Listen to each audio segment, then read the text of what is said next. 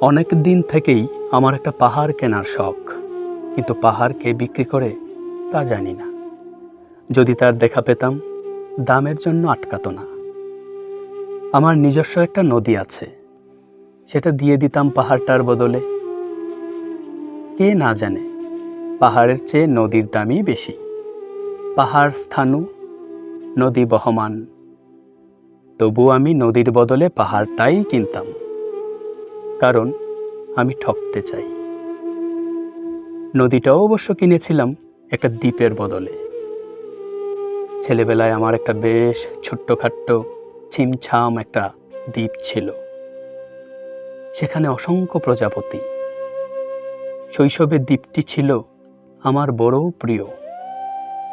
আমার যৌবনে দ্বীপটি আমার কাছে মাপে ছোট লাগলো। প্রবাহমান ছিপছিপে তন্বী নদীটি বেশ পছন্দ হলো আমার। বন্ধুরা বলল, ওইটুকু একটা দ্বীপের বিনিময়ে এত বড় একটা নদী পেয়েছিস, খুব জিতেছিস তো মাইরি। তখন জয়ের আনন্দে আমি বিহ্বল হতাম। তখন সত্যি আমি ভালোবাসতাম নদীটিকে। নদী আমার অনেক প্রশ্নের উত্তর দিত, যেমন, বলো তো আজ সন্ধেবেলা বৃষ্টি হবে কিনা।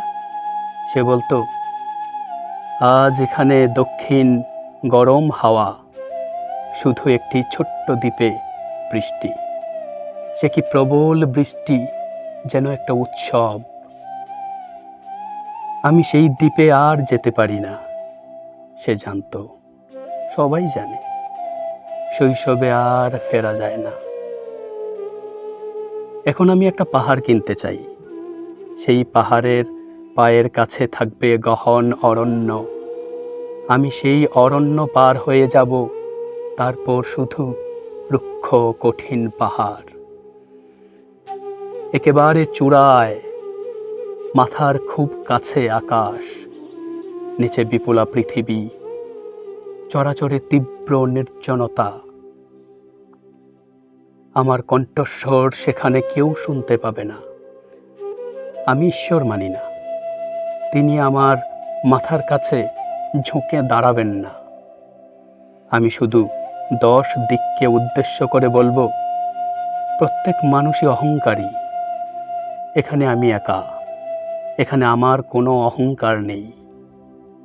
এখানে জয়ী হবার বদলে ক্ষমা চাইতে ভালো লাগে। হে 10 দিক, আমি কোনো দোষ করিনি, আমাকে ক্ষমা করো, আমাকে ক্ষমা করো, আমাকে ক্ষমা করো।